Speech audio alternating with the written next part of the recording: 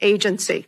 I was an impeachment manager for President Trump's second impeachment. It was a sad, solemn duty. And so I wanted to ask you about that. Mr. Patel, as you and the president continue to weaponize and investigate his perceived enemies, as you follow this blueprint, when can I, a former impeachment manager, expect the FBI at my door? Ma'am, you want to know who was targeted by a weaponized FBI? Me. You want to know how and why? Well, you want to know what I'm doing to fix it? That. Let me move on. Well, you should read the book because there's no enemies list on that book. So there are people that violated their constitutional obligations and their duties to the American people, and they were rightly called out. And you should give that book to every one of your constituents so they can read about it. I won't be doing that. That's their loss. During your Senate confirmation hearings, you repeatedly denied having any involvement as a private citizen in the firing of FBI officials who engaged in the prosecution against January 6th insurrectionists. Multiple whistleblowers have come forward, and we know that you likely committed perjury. At the same hearing, you claimed you were not familiar with Stu Peters, an anti-Semitic Holocaust denier, despite the fact that you appeared on Mr. Peters' podcast 8 separate times. 8 times. And you claimed not to recall. Mr. Patel, my second question is, should we worry more about your memory or your veracity?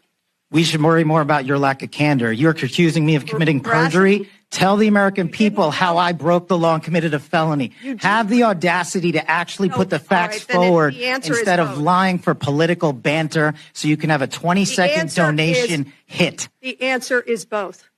I believe that the answer is you're failing, not me. Play my time. Go ahead. There was a student group on Haverford's campus who called for the complete dismantling of the apartheid settler colonial state of Israel by all means necessary. What does by all means necessary mean to you? Invoking that kind of terminology is repugnant because of what it can mean, and I will not. So does that depend on the context? I will not defend that statement. So what disciplinary action was taken against that group or those individuals who made that call? Any disciplinary action? Was there any disciplinary action taken against that group or those individuals? Those kinds of statements are I'm not asking you if they're repugnant. I'm asking about the disciplinary action. You were the one university president who failed to lay out if any disciplinary action has been taken, if any suspensions or expulsions. So I am asking you, was there any disciplinary action taken?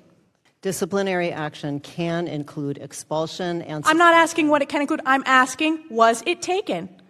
I will not be talking about individual cases here, and I'm saying that that is... So have there been any disciplinary actions taken by Haverford related to anti-Semitism? Any?